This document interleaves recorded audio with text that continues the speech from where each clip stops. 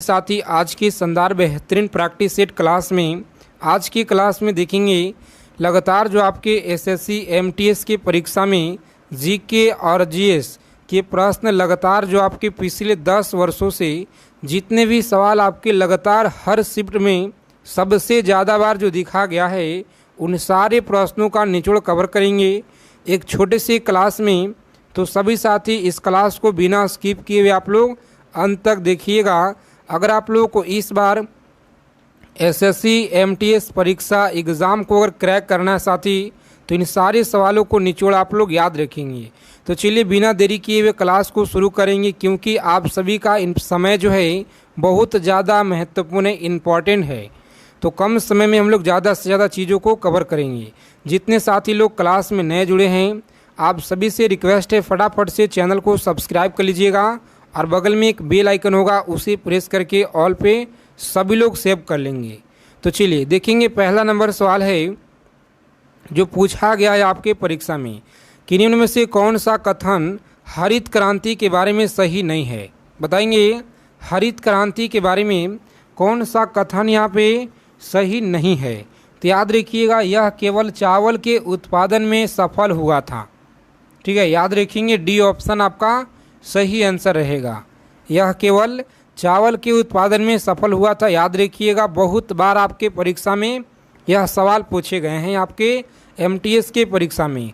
अगला सवाल देखेंगे कि सौर उपसौर की जो स्थिति है यह बनती है, उपसौर की स्थिति बनती है। याद रखेंगे सही जवाब है 4 जुलाई। क्या है तो 4 जनवरी, सॉरी याद रखिएगा आप लोग 4 जनवरी आप लोग लिख लेंगे, 4 जनवरी को बनता है। याद रखेंगे आप लोग सही जवाब है। ठीक है, आगे देखेंगे अगला सवाल है बताएंगे आप लोग किस अर्थशास्त्र के अनुसार निम्नलिखित मनुष्य के भौतिक कल्याण का अध्ययन है।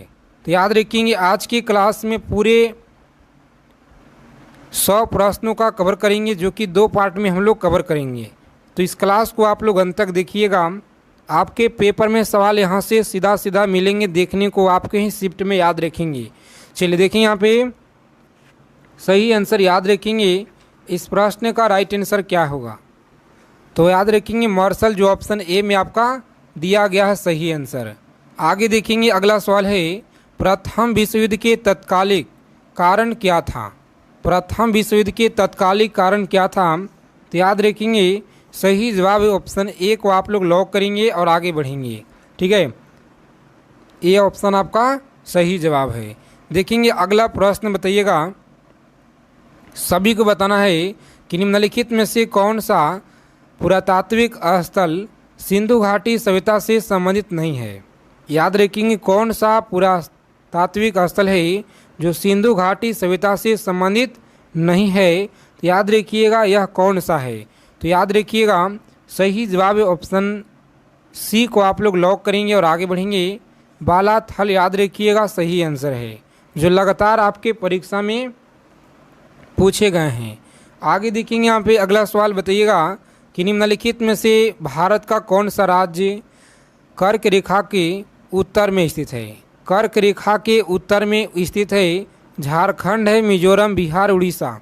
चलिए कम समय में ज़्यादा से ज़्यादा सवालों को निचोड़ संग्रह करेंगे तो बिहार है। कौन सा बिहार आप लोग याद रखिएगा उत्तर में है जी। चलिए देखेंगे यहाँ पे अगला सवाल बताइएगा कि बिहार भारत में धारणीय विकास के कितने लक्ष्य जो है निर्धारित किए गए हैं। भारत में जो है धारणीय विकास के कितने लक्ष्य निर्धारित किए गए हैं।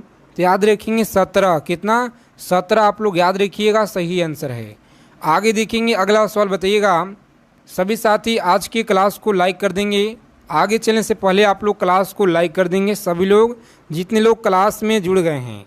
कि समिति ने भारत के संविधान में मूल कर्तव्य को सम्मिलित करने की सिफारिश की है।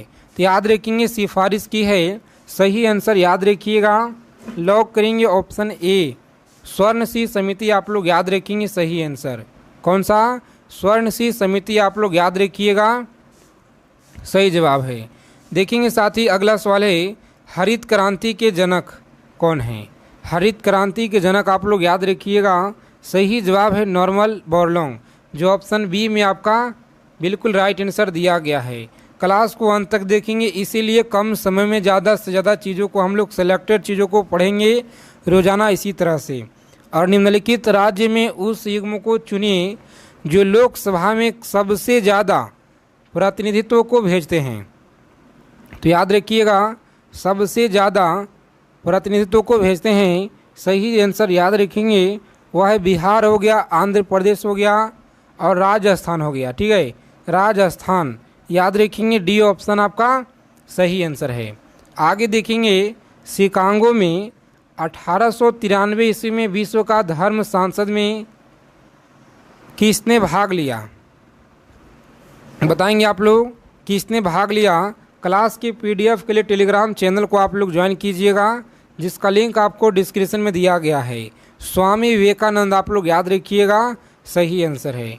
आगे देखेंगे साथी, अगला सवाल है कि निम्न में से कौन भारतीय नेपोलियन बोरलॉग किसे कहा जाता है?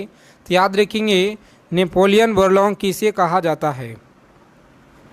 चलिए बताएंगे। तो समुद्रगुप्त याद रखेंगे आप लोग, सही आंसर है। कौन सा?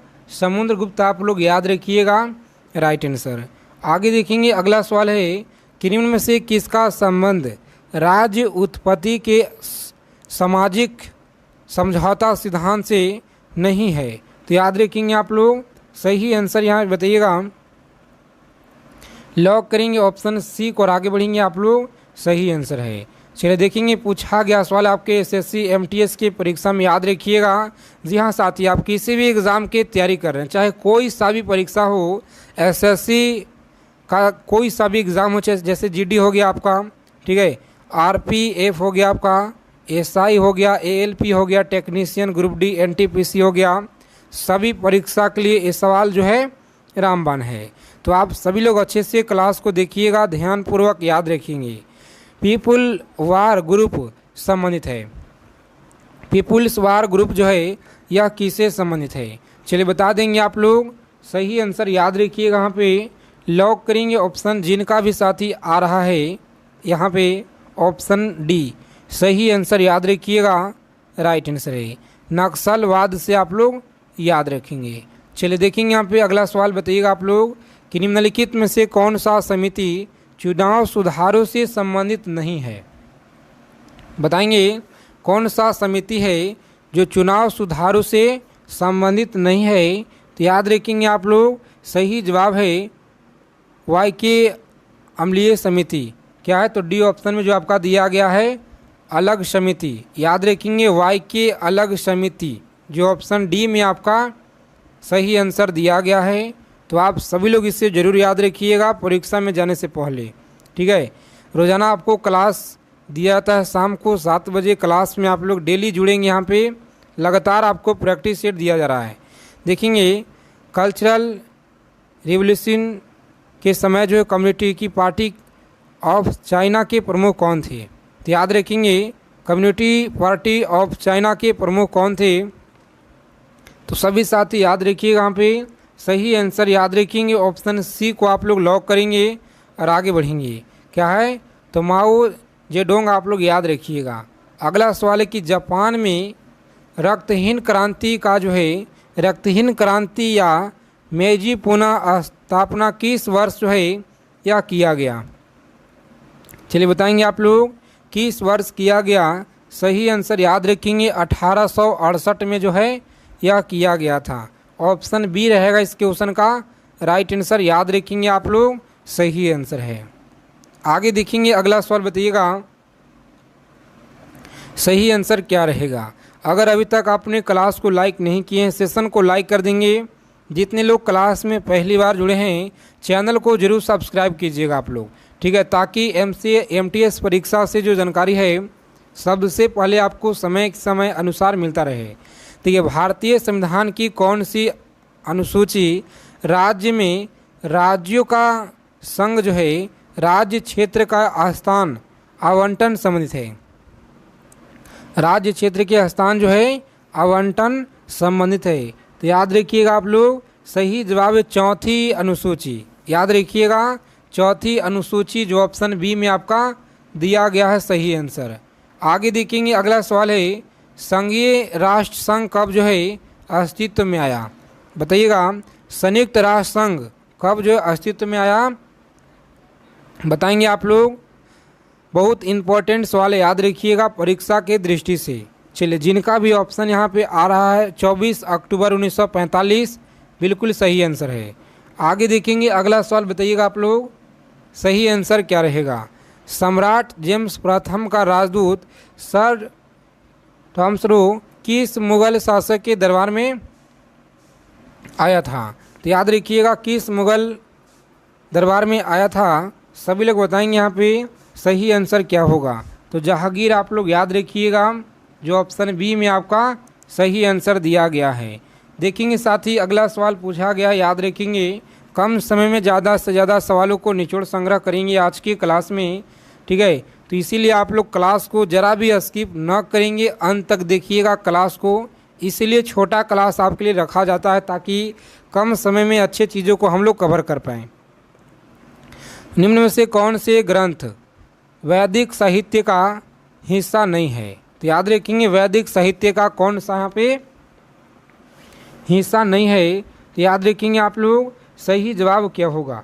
चलिए बता देंगे, वेदांग याद रखिए, कौन सा वेदांग, जो ऑप्शन डी में आपका दिया गया है सही आंसर।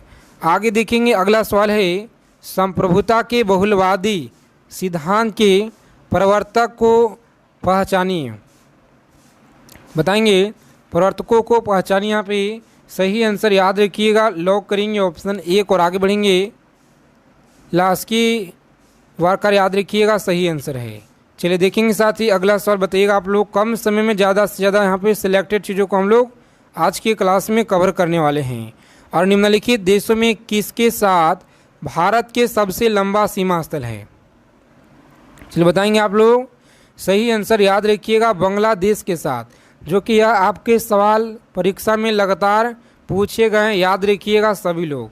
आगे देखेंगे 14वें वित्त आयोग के द्वारा राजकोषीय घाटे की सीमा सकल घरेलू राज्य घरेलू उत्पाद की जो प्रतिशत के रूप में कितनी निर्धारित की गई है, तो याद रखिएगा आप लोग सही आंसर याद रखेंगे, लॉक करेंगे ऑप्शन यहाँ पे 3 याद रखिएगा, जो डी ऑप्शन में आपका सही आंसर दिया गया है। देखेंगे अगला सवाल है, भारतीय संविधान में प्रस्तावना को किस सविशा से जो है लिया गया है? तो याद रखेंगे आप लोग सही आंसर क्या होगा। यूएसए आप लोग याद रखिएगा सही आंसर क्या होगा, तो यूएसए आप लोग याद रखेंगे सही आंसर ऑप्शन ए को आप लोग लॉक करेंगे।